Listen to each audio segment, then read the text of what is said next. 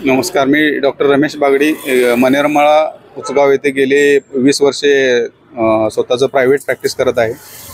Private practice करत असताना मी आमच्या एक मित्र आहेत, त्या मित्रांच्या माध्यमातून किंवा आमचे जे एक आध्यात्मिक केंद्र आहे त्या माध्यमातून सुनील पांडुरंग माने ह्या व्यक्तीची ओळख झाली आमची. हा व्यक्ती आध्यात्मिक ह्या केंद्रामध्ये मेन आहे आणि हा ट्रेडिंग करून लोकांना प्रॉफिट काढून देतो असं त्याची ओळख होती. सुरुवातीला आमची त्यानं ओळख काढल्यानंतर मग तो आम्हाला जवळीक करायला लागला आणि पेमेंट आमच्याकडून भरायसाठी आम्हाला इन्सिस्ट करायला लागला सारखा. पण आम्ही 1 ते 1.5 वर्ष त्याला टाळू लागलो आणि मग आम्ही ते जायचं पण बंद केलं त्या आध्यात्मिक केंद्रात. बाबा हे काय नको व्हायला इथं म्हणून. पण तो घरी दवाखान्यात यायला लागला आणि त्यानंतर मग तो आपल्याला प्रॉफिट कसे मिळते किंवा ट्रेडिंगमध्ये कशा पद्धतीचं हे चालतंय, कमी अमाऊंटमध्ये कसं प्रॉफिट मिळते हे सारखं स्क्रीनशॉट दाखवा लागला, स्वतः ट्रेडिंग करून दाखवा लागला.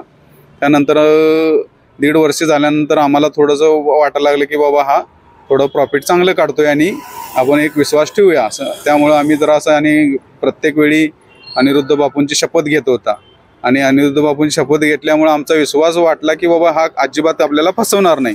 पण याचं इंटेन्शनच आम्हाला फसवायचं होतं. आम्ही थोडे अमाऊंट करत तिघांचे मिळून 30,55,000 रुपये आणि सुनील पांडुरंग मानेच्या डायरेक्ट अकाउंटला पाठवली होती आणि त्याचे स्टेटमेंट सगळे आपले बँक स्टेटमेंट माझ्याकडे आहेत. त्यानंतर 4च महिने येणं फक्त आपल्याला किरकोळमध्ये अमाऊंट, ह्या अमाऊंटच्या बदलात टोटल मिळून 4 लाख रुपये परतावा दिलेला आहे 4 महिन्यामध्ये. त्यानंतर येणं परतावा देणं बंद केलं आणि येणं मग रेग्युलर लोक जसं फसवतात तसं ते फसवायला चालू केलं. फोन उचलायचं नाही, मी इकडं आहे तिकडं आहे, मी देणार आहे, तुमचं हे करणार आहे. आणि मग आम्हाला चेक आणि नोटरी करून दिली त्यांनी की बाबा कुठल्याही पद्धतीचं तुम्हाला फसवत नाही. परत आणि तो अनिरुद्ध बापूंची शपथ घेऊन सांगायला लागला की बाबा तुम्हाला मी अजिबात फसवणार नाही, हे नोटरी करून घ्या, हे चेक करून द्या. आणि नोटरीवर पण त्यांना असं मान्य केलं की बाबा ट्रेडिंग करायला नको, ट्रेडिंगचं अमाऊंट आहे ती ट्रेडिंग करायला नको. कारण त्याला ते हे वाटायला लागलं की बाबा ट्रेडिंग म्हणजे मोठा कायदा वगैरे त्याला लागू पडेल म्हणून ते उसनवारी घाला. पण आम्ही त्याला जबरदस्ती सांगितलं की बाबा उसनवारीचं काय घालू नको, तू ट्रेडिंग करणार आहेस तर ट्रेडिंगचंच अमाऊंट त्यात. त्यामुळे त्यानं ट्रेडिंगचं करून लिहून दिलं, आम्हाला नोटरी करून दिलं. त्यामुळे आम्हाला पूर्ण विश्वास वाटला की आता हे कंप्लीट आम्हाला करून दिले. त्यानंतर ते परतावा देणं बंद झाल्यामुळे आम्ही मुद्दल मागायचं सुरू केलं. मुद्दल मागायला लागल्यानंतर तो आम्हाला सावकारकी करणार आहे तुमच्यावर, तुम्ही तुमच्या नावाचं मी आत्महत्या करायला मजबूर केला म्हणून SP ऑफिसला अर्ज करणार आहे असं म्हणायला लागला. मग थोडं आम्हाला ते खटका लागला आणि आम्ही मग पोलिसांमध्ये जायचं ठरवलं. पोलीस स्टेशनमध्ये गेल्यानंतर त्याला तिथं बोलवून घेतल्यानंतर त्यानं आम्हाला एक डेडलाईन दिली की 31 मार्चपर्यंत तुमचा व्यवहार कंप्लीट करतो. त्यानंतर 31 मार्चपर्यंत आम्ही थांबलो. 31 मार्चला पण त्यानं काही कंप्लीट केलं नाही. मग आम्ही चेक बाउन्सची कोर्टामध्ये ॲप्लिकेशन करायचं ठरवलं. त्यानंतर आम्ही चेक बाउन्सचं ॲफिडेविट करून तिघांनी ॲप्लिकेशन दिलं. तिथं हे कोर्टात एकाही तारखेला हजर राहिलेला नाही. कुठल्याही प्रकारचं आम्हाला पण उलटी नोटीस पाठवला की मी तुमचं कुठलंही देणं लागू पडत नाही, मी ट्रेडिंगसाठी तुमच्याकडून पैसे घेतले नव्हते, उसनवारीसाठी पैसे घेतले होते अशी आम्हाला नोटीस पाठवली. त्यानंतर मग आम्ही सरळ डायरेक्ट पोलीस स्टेशनमध्ये बाबा याच्या विरोधात अर्ज केला की हा पूर्णपणे आता खोटं बोलून लोकांना परत आमचं नाव सांगून फसवा लागलेलं आहे की बाबा डॉक्टरांना एवढं रिटर्न दिले, त्या यांना एवढं रिटर्न दिले. आणि हे पूर्णपणे लोकांना पण पटायला लागलं कारण त्यानं जे गुगल पे, फोन पे थोडकं केलं होतं ते दाखवायला लागलं लोकांना. त्यामुळे लोकांचा विश्वास अजून वाढायला नको आणि लोकांनी फसगत व्हायला नको म्हणून आम्ही पोलीस स्टेशनमध्ये धाव घेतली.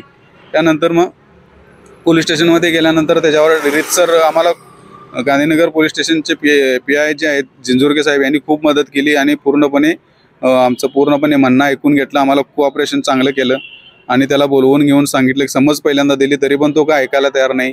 मी हा पूर्णपणे निष्णात आणि एकदम मुरलेला आहे हा माणूस. कारण हा अतिशय चापरट असा व्यक्ती आहे. कुठल्याही प्रकारचं कायदा कसं मानत नाही, कुठल्याही प्रकारचं पोलिसाचं हे मानत नाही आणि डायरेक्ट पोलीस काय करतात ते करू दे म्हणतो. कुठल्याही प्रकारचं मला अटक होणार नाही, तुम्ही कोर्टात गेलाय तर कोर्टातर्फे तुम्हाला 10 वर्ष लागू दे, 20 वर्ष लागू दे, मी कसं द्यायचं ते देतो, अशा पद्धतीची याची भाषा होती. त्यामुळे पोलिसांच्यासाठी आम्ही रिक्वेस्ट करून मग FIRची मागणी केली. पोलिसांनी FIR करून त्याला पोलीस कस्टडी दिली. त्यानंतर 14 तारखेपर्यंत त्याला पोलीस कस्टडी होती. आज त्याला न्यायालयीन कोठडी मिळालेली आहे. न्यायालयीन कोठडी मिळाल्यानंतर 2 दिवसात सोमवारी त्यानं जामीनसाठी अर्ज ठेवलेला आहे. तर न्यायालयाला माझी खूप विनंती आहे की अजून भरपूर लोक या केसमध्ये इन्व्हॉल्व आहेत.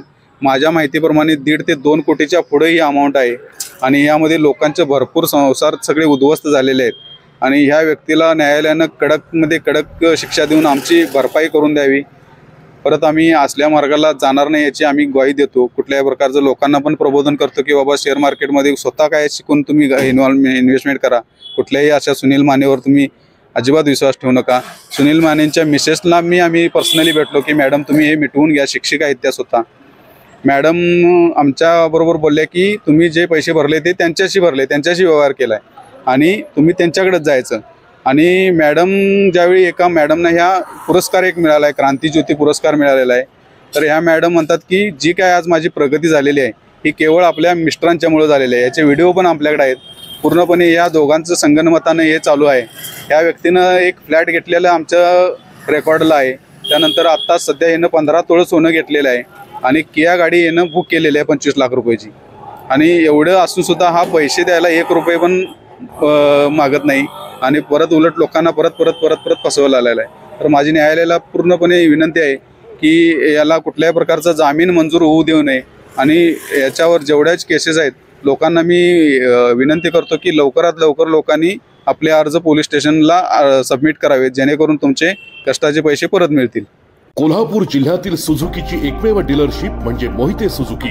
16 वर्षांच्या प्रदीर्घ अनुभवासोबत तुम्हाला इथे मिळेल सेल्स, सर्व्हिसेस आणि स्पेअर्स एकाच छताखाली. 18% GST सह विविध योजनांचा लाभ घेण्यासाठी भेट द्या. मोहिते सुझुकी, काळा नाका, कोल्हापूर. मोहिते सुझुकी, उद्यमनगर, कोल्हापूर आणि मोहिते सुझुकी, सानेगुरुजी, कोल्हापूर. आजच आपली गाडी बुक करून दसरा आणि दिवाळीचा आनंद द्विगुणित करा.